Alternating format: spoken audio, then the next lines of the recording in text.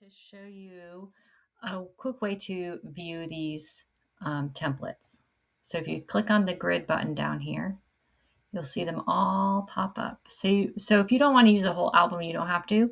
You can simply choose one that you want to use. It might work. Now, if I do not, this is one design. So there's 20 templates in this one design. So let's say I don't want to use this entire design. I just want to use one of these. So what I'm going to do is go to and create a new design right here. Custom size, and I'm going to do the same size, change this to inches. I'm going to do the same size as my templates that I have.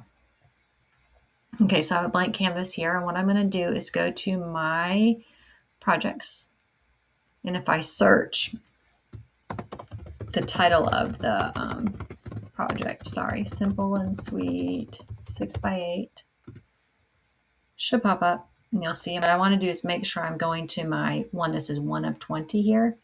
And then I can just pick the template that I want to use. So that's one way to do that.